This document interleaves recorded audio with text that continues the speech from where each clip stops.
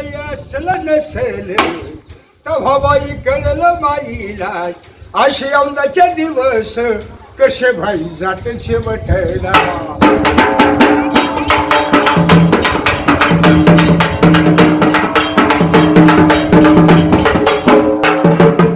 आई माझी लखाबाई तुझा भाई भारी का कंबर नेसन पितांबर मिरी भाई पडली 100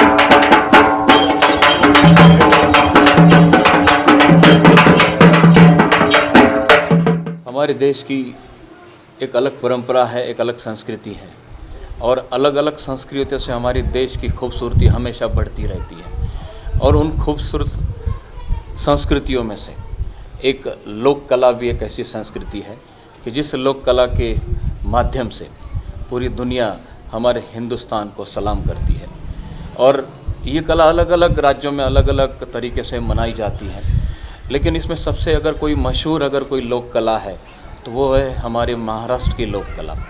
और आपको याद होगा कि जब बचपन में कोई आपके घर कोई पोतराज आपके घर कोई आता होगा, अलग अलग रंगों के वस्त्र पहनकर अपने हाथ में ढोलक लेकर, हाथ में एक चाबुक भी उनके हाथ में होता था और अपने घर आकर हमें खुशी देने का काम किया करते थे। और आज एक ऐसे ही कलाकार जो कि हमारे महाराष्ट्र की एक जिसे मैं संपत्ति कहना चाहूँगा कि जो धरोहर है हमारी, ऐसे सबसे बुजुर्ग ऐसे पोतराज हमारे साथ यहाँ पर है कि जिनसे बातचीत मैं इसलिए आज करना चाहता हूँ, आप तक इनकी जानकारी मैं इसलिए आज देना चाहता हूँ कि जब कुछ दिन पहले जब मैंने इनसे मुलाकात की तो उस मुलाकात के दरमियान मुझे एक बात समझ में आई कि वो बात थोड़ी सी मेरे लिए थोड़ी दुखद थी। वो दुखद इसलिए है कि उन्होंने कहा कि मैं शिरडी का आखिरी पोतराज हूँ। तो मुझे लगा कि ये ऐसा तो नहीं होना चाहिए, इनके बाद भी कोई ना कोई इनकी जो पीढ़ी है, आने वाले जो बच्चे हैं, वो अगर इस क्षेत्र में अगर आते हैं तो इस लोक कला को आगे ज़िंदा रखने का काम कर सकते हैं। लेकिन जब मुझे ऐसा लगा कि इनसे मुझे बात करनी चाहिए इस बारे में, तो मैं आज इनके घर आया हूँ, जिनसे मैं आप सभी की ओर से हृदय से मैं प्रणाम करना चाहूँगा कि जो 80 साल के पोतराज हैं, जो हमारी महाराष्ट्र के ही नहीं बल्कि हमारे देश का नाम अपनी कला के माध्यम से रोशन कर रहे हैं। तो 80 साल के पोतराज से मैं आज यहाँ पर वंदन करता हूँ और उनसे कुछ सवाल हिंदी में पूछूंगा, कुछ सवाल मराठी में उनसे मैं करूँगा और आप तक ये सारी जानकारी पहुँचाने का प्रयास करता हूँ। बाबा, तुमचं मी स्वागत करतो। आणि किती वर्षापासून तुम्ही ही कला सादर करता? किती वर्षापासून तुम्ही शिर्डीत आहात? इथं 72 सालापासून आलो इथं आणि असं होतं तसं आई बापाने सोडलं पोतराज वरखेडच्या आईला. पोत मुलं बाळ जगत नव्हते आणि मग मुलं बाळ जगत नव्हते तर मग असं सोडलं जावळातच जलमल्याबरोबर मग ते बढण केलं, आई संग लग्न लावलं, 5 दिवस हळद लावली आणि मग तिथं बकरू कोंबडं कापून तिथं शांतता केली आणि मग हे लग्न लावलं बाया माणसासंग. आणि मग हे आता हे आणायचं लेकराला घालायचं आणि घरोघरी जायचं. हाँ बरं।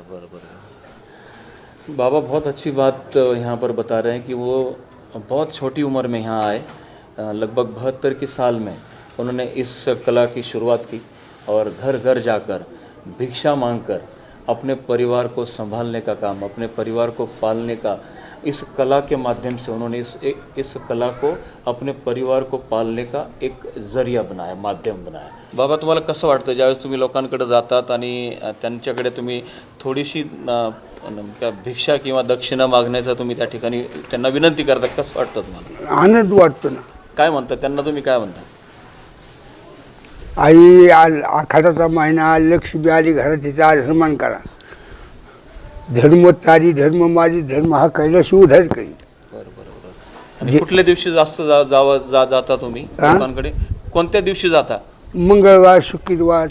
आज इकडे गेलं तर उद्या तिकडे दुसऱ्या मंगळवारी. 2 दिवस जाता का? हा. बरोबर. किती पैसे जातात लोक? मग काय पाहिली आधी भेटत. धान्य पण देतात? हा, धान्य मिळतं, मिरच्या मिळत्या, 10-5 रुपये भेटते. बरोबर. आणि पैसे घेतल्यानंतर, धान्य घेतल्यानंतर तुम्ही त्यांना काय आशीर्वाद देता? आशीर्वाद असा द्यायचा, चांगलं हो. बरोबर हे असं द्यायचं लावायचं असं. बाबा ने मुझे भी आशीर्वाद दिया। बाबा कह रहे हैं कि जब मैं घर घर जाता हूँ, लोगों से भिक्षा मांगने जाता हूँ, तो लोग पैसों के साथ साथ कुछ अनाज भी दे देते हैं, और अनाज लेने के बाद, पैसा लेने के बाद उनके बाल बच्चों को मैं आशीर्वाद भी देता हूँ। तिलक लगाकर उनके बाल बच्चों के लिए मैं भगवान से प्रार्थना करता हूँ कि आपको भगवान एक लंबी उम्र दे, ऐसी प्रार्थना भी वो बच्चों के लिए करते हैं। और बाबा मला एक सांगा की तुमच्यानंतर कोणी आहे का आता ही सेवा पुढे चालवण्यासाठी? कोणही नाही ना, कधीच नाही का? नाही. हां. तुमचा मुलगा वगैरे? नाही, मुलं कामाला तर कुठं करतात. त्यांना तुम्ही सांगितलं का पण हे करा म्हणून? आता काय त्याला लाज वाटते दादा. त्यांना लाज ते वाटते. वाजवायचं हे असं चालायचं घेऊन. बरोबर. आता जोडीदार राहतात मग कुठे ते येईल मध्ये. नाही पण मुलं तयार होत नाही, मग तुम्हाला वाईट वाटतं की आनंद होतो? काय आता ते आपलं हे संगम आपल्या संगत जाईल, हे नाही करायचे असं. बहुत दिलचस्प बात बाबा ने यहाँ पर अभी मुझे बताई कि मैंने जब उनसे पूछा कि आपके बाद आपके बच्चे ये साज, ये कपड़े पहनेंगे कि नहीं, इस सेवा को आगे बढ़ाएंगे कि नहीं, तो बाबा थोड़ा सा उनका चेहरा जो पहले हंसता हुआ था वो थोड़ा सा नर्वस हो गया, और कह रहे हैं कि मेरे बाद मेरे बच्चे इस सेवा को आगे चलाने के लिए बिल्कुल तैयार नहीं हैं। तो मैंने पूछा कि क्यों तैयार नहीं है, तो बोलते हैं कि मेरे बच्चे शर्माते हैं, ऐसे वस्त्र पहनने के लिए शर्माते हैं, और मैं उनको कहूँ भी तो वो तैयार नहीं होते हैं। तो ज़बरदस्ती करना तो इस सेवा में, इस कला में तो होता नहीं है, लेकिन बाबा प्रयास कर रहे हैं कि अपने से, मतलब खुद से जितना हो सके। बाबा कहते हैं कि मैं, मेरी जब तक उम्र है तब तक ये काम मैं करता रहूँगा, और ये जो वस्त्र हैं अलग अलग रंगों के, जब मैं इस दुनिया को छोड़कर जाऊंगा मेरे साथ ही ये वस्त्र जाएंगे। बहुत ही दुखद बात है एक्चुअली है, लेकिन बाबा की खुशी को देखकर, उनके परिवार को देखकर हमें भी बड़ी खुशी होती है कि आज जब तक ये काम वो कर रहे हैं कि भगवान उनको सारी उनकी मनोकामनाएं पूरी करे। बाबा मला सांगा की आता नवीन जी पिढी आहे, ज्या ठिकाणी तुम्ही त्यांच्या आईबाबांना, आजी आजोबांना भेटायचे, आणि त्यांचे नातवंड आता घरी आहे त्यांच्या, मग तुम्ही त्यांच्या घरी गेल्यानंतर काय, कसं स्वागत होतं तुमचं? करतात ना, नातवंड करतात का स्वागत? चांगलं बोलतात तुमच्याबरोबर का? त्या आजी आजोबा खाली येतात? नाही, ते म्हणतात आले बाबा, आले बाबा, आले बाबा, या बसा बसा बसा. चांगलं बोलतात? हा, चांगलं बोलतात. आणि तुम्हाला नाचायला वगैरे लावतात? हा, चहा पाणी झाली म्हणजे बाबा नाश्ता का म्हणता का एखादं, कडू म्हणता का एखादं असं.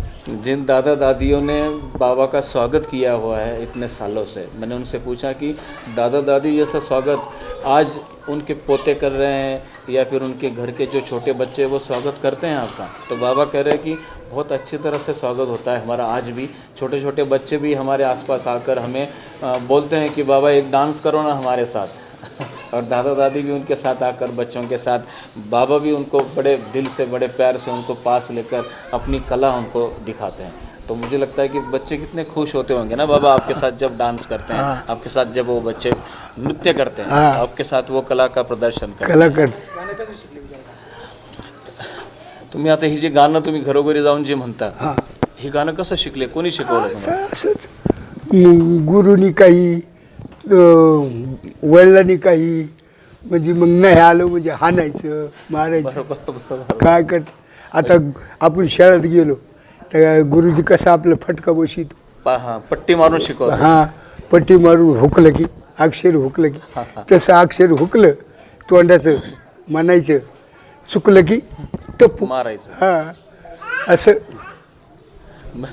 मैंने बाबा से एक सवाल किया कि जब आपने भी कहीं सुना होगा कि पोतराज एक अपनी एक टिपिकल स्टाइल में कोई गाना गाते हैं, तो बाबा से मैंने पूछा कि आप जो गाना गाते हो आपको किसने सिखाया? तो बड़े आदर से उन्होंने अपने गुरुजी का नाम यहाँ पर लिया। वो कहते हैं कि मेरे गुरु ने मुझे, जैसे बच्चों को स्कूल में जैसे टीचर्स उनको पट्टी मारते हुए सिखाते हैं, उसी तरह मेरे गुरु ने भी यहाँ पर मुझे ये गीत सिखाए हैं कि जो मैं घर घर जाकर आज मैं गाता हूँ, और वो गीत ही मेरे परिवार का आज सबसे बड़ा सहारा हुआ है। बहुत अच्छी बात है बाबा, मैं आपके लिए भगवान से बिल्कुल रोज प्रार्थना करता रहूँगा। और मला एक सांगा की तुम्ही जे आता ते गाणं म्हटले, ते आता या सगळ्यांना तुमचं गाणं ऐकायचं आहे। मैं आपके लिए बाबा से मैं प्रार्थना कर रहा हूँ कि जिस गीत की मैंने आपसे बात कही, बाबा से मैं विनती कर रहा हूँ आपके लिए कि वो गीत दुनिया को सुनाएं, कि जो गीत एक पोतराज साईं बाबा की पावन भूमि शिरडी से गाने जा रहे हैं। आशा अरुण्या वनात हाय ती काचाची कमान शिहिताच्या जीवासाठी गे हो बाई आणि गुंफा बांधली रामाने आणि शिहिताच्या जीवासाठी गे हो बाई आणि गुंफा बांधली रामाने आणि असे रामलक्ष्मण आणि ही हिंदते दोघं वनी असे रेशमाचे गोंडे गे हो बाई यायच्या धनुष्य बाण ना असे रेशमाचे गोंडे गे बाई यायच्या धनुष्य बाण ना आणि असं सीताचं व गाणं शेतात चाली वन वासा आडव्या झाल्या वन गाई आडव्या झाल्या वन गाई गे हो बाई कधी आता सीता माईना आडव्या झाल्या वन गाई गे हो बाई आणि कधी आता सीता माईना।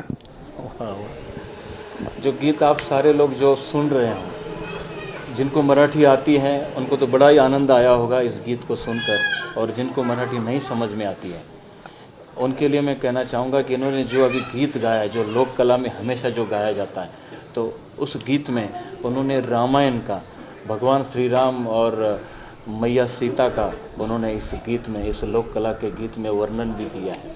मतलब ये सिर्फ लोक कला ही नहीं है, ये सिर्फ एक साधारण गीत नहीं है। तो इस गीत के माध्यम से हमारी संस्कृति, हमारी रामायण महाभारत, इसका भी प्रचार प्रसार इस अपनी लोक कला के माध्यम से घर घर तक बाबा पहुंचाते हैं। एकदा डोळे झाकले की गेलं माझं हे सगळंच माझे, कोण करते कोण राहते। क्या बात है, क्या बात है बाबा, असं होणार नाही। तुमच्यासाठी आम्ही सगळेजण प्रार्थना करूं। हिंदी में बताता हूँ कि बाबा कह रहे हैं कि जब मेरी आंखें बंद हो जाएगी, जब भगवान का बुलावा मुझे आएगा, उसके साथ साथ मेरे ये अलग अलग रंगों के वस्त्र भी मेरे साथ चले जाएंगे। तो थोड़ा सा दुख भी होता है इस बात को सुनने में, बताने में, लेकिन बाबा के लिए मैं आपसे प्रार्थना करता हूँ। जो भी लोग आज इस हमारे पोतराज बाबा जी को सुन रहे हैं, देख रहे हैं, उन सभी लोगों से मैं हाथ जोड़कर प्रार्थना करता हूँ कि ऐसी प्रार्थना करें कि बाबा की आंखें कई सालों तक बंद ना हो। बाबा के लिए आप उनकी लंबी उम्र के, लंबी आयु के लिए, उनके स्वास्थ्य के लिए आप सभी लोग साईनाथ से आप प्रार्थना करें। और बाबा तुम्हाला पण आम्ही सगळ्यांच्या वतीनं खूप खूप आभार तुमच्या या ठिकाणी व्यक्त करतो। और मैं आशा करता हूँ कि कई सालों तक पोतराज बाबा का गीत, बाबा की कला, हमारी महाराष्ट्र की लोक कला, ये ऐसी हमेशा जारी रहे, ऐसी मैं आज यहाँ पर आशा व्यक्त करता हूँ। ओम साई राम। ओम साई।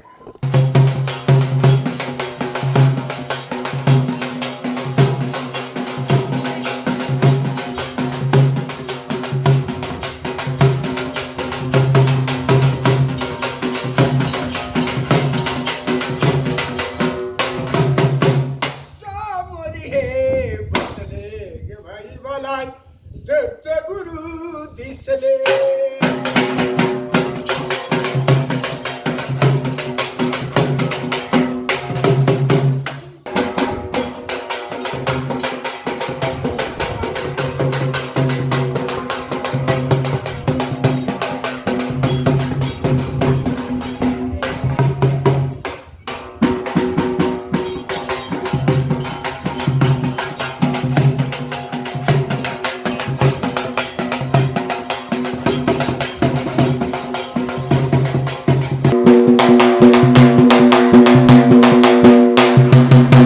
कोहोनाचे वाडे उडे, कोहोनाच्या गाया म्हशी, आशा स्वर्गीच्या वाटे गे बाई, आत्मा चालला उपाशी